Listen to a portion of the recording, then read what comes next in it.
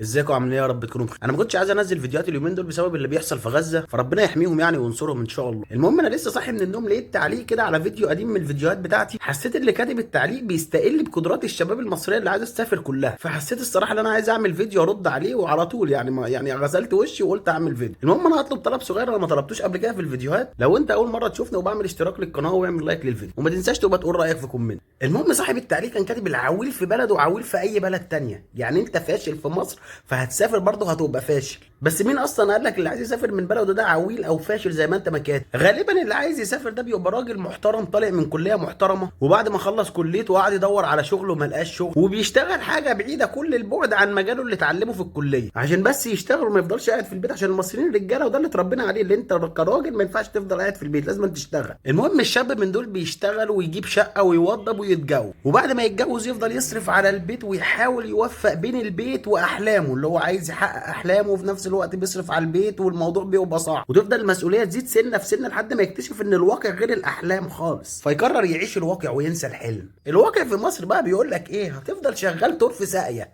يا دوبك كل احلامك وكل طموحاتك انك تكفي بيتك اكل وشرب بس، وكل الفلوس اللي انت هتعملها في الشهر هتتصرف قبل ما تيجي، وبرضه مهما تعمل هتبقى مش مكفي البيت. وهوبا يا معلم راح العمر وخلص الوقت، وانت ما عملتش حاجه لنفسك ولا لعيالك ولا حتى عشت حياتك مبسوط. فالواحد بيضطر ان هو يسافر، لانك لو رحت اي دوله اوروبيه او حتى اي دوله عربيه هتشتغل شغل بمجهود اقل بكتير من اللي بتشتغله في بلدك، ومع ذلك هتكسب اضعاف ما انت هتاخد في بلدك. وهتلاقي نفسك لو انت في دوله اوروبيه هتلاقي نفسك ركبت عربيه وجبت بيت وعيشت عيالك افضل عيشه ودخلتهم احسن مدارس وافضل تعليم، وهتعرف تامن مستقبلك ومستقبلهم، وهتعيش في رفاهيه وجو يساعدك انك تحافظ على شبابك وروقانك على طول، ويبعدك عن الضغوط النفسيه اللي مش لاقي غيرها في بلدي. يا راجل ده في بلاد اوروبا الصليب الاحمر لما ما بينزلكش مرتب اخر الشهر بيفهم ان انت راجل سبت الشغل وبتدور على شغل، فمش هيسيبك تشحت، فبينزل لك نفس المرتب اللي انت كنت بتاخده في الوظيفه بتاعتك عشان ما تشيلش هم وتفضل عايش انت وعيالك بنفس المستوى المعيشي اللي انت عايشه لحد ما ربنا يكرمك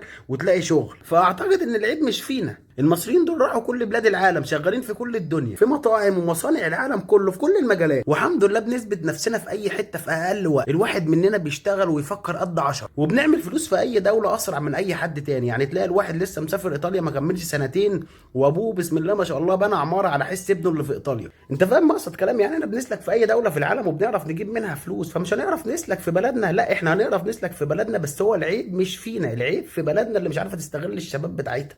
طب انت عارف انا اعرف حد معاه خط انتاج شنط بلاستيك، كان جايب مكانتين فيلم اللي هم بيشفطوا الخرز اللي بيتعمل بلاستيك ده وبيسيحوه بيتلف بعد كده بقره كبيره.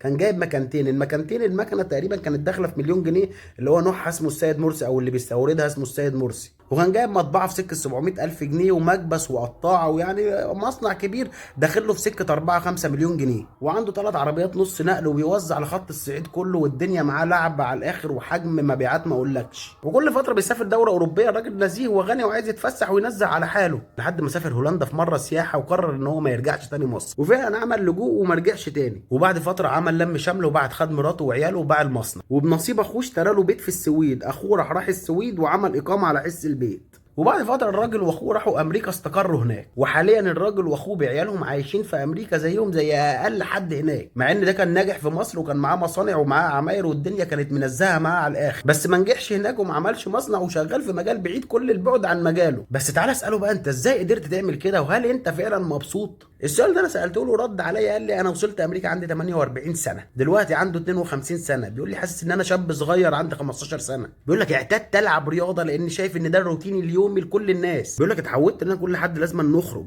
وكل صيف لازم نصيف، مفيش حاجه اسمها انا مضغوط في الشغل فمش هصيف السنه دي. بيقول لك اتعودت على نظام ورتم الحياه الهادي. بيقول لك اتعلمت ازاي اهتم بصحتي وان صحتي دي اهم حاجه، وان مش كل حاجه الشغل. بيقول لك اتعلمت ان انا اتفسح وان انا اخرج واصيف واعمل حاجات انا ما كنتش بعملها. بيقول لك انا بالنسبه لي كانت في مصر كانت كل حاجه شغل شغل شغل. بيقول لك انا لو حاليا قاعد في مصر كان زماني بكرش وراجل بقى عامل فيها معلم وامراض الدنيا عندي بسبب ان انا ما بتحركش وما بروحش وباجي وخلاص. بالنسبه لي 52 سنه ده يعني راجل عجوز. انا نسيت اقول لك اصلا، انا سالته انت سافرت ليه؟ قال لك بسبب ان السوق وما بقاش عارف يشتغل زي الاول واتخنق خلاص بقى محتاج ان هو يغير جو. فالمهم سيبك بقى من كل القصه، انا مش عارف انا حكيت القصه التانيه دي ليه، بس اللي انا عايز اوصله لك ان في ضغوط نفسيه على الفقير وعلى الغني مخليه مش قادر يقعد في البلد. فالواحد ممكن يبقى معاه ملايين كتير بس مش مرتاح. ما هو الفكره مش في الملايين اللي معايا، انا طول ما بعرف اجيب فلوس بطريقه سهله وانا مرتاح البال ومش عايش في ضغوطات نفسيه وماديه وجسديه، خلاص انا هعوز ايه تاني؟ وده اللي بيخلي ناس اغنياء كتير بتمشي من البلد وتروح بلاد الغرب